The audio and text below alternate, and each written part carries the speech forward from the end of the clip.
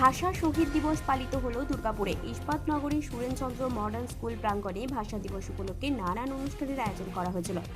বাংলাদেশের আদলে পশ্চিমবাংলায় প্রথম শহীদ মিনার তৈরি করে দিনটিকে যথাযোগ্য মর্যাদায় পালন করা হলো এই দিন। মাতৃভাষা দিবস আমরা প্রতি বছরই এই আন্তর্জাতিক মাতৃভাষা দিবসটা আমাদের সাধ্যমতন আমরা এটা পালন করে থাকি বাংলাদেশের অনুকরণে।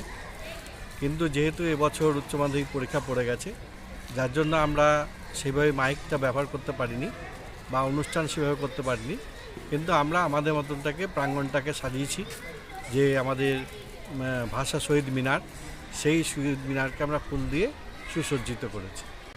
হ্যাঁ, বর্তমানে এইটাই প্রকাশ্যে আসে যে বাংলাদেশের পরে পশ্চিমবঙ্গ তথা ভারতবর্ষে এই বাংলাদেশের আদলে এখানেই প্রথম সুরেনচন্দ্র মডার্ন স্কুল প্রাঙ্গণে।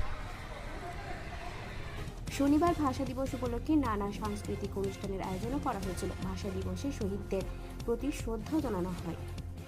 দুর্গাপুর থেকে মিরাজ সেনগুপ্তের রিপোর্ট, খাঁটি খবর।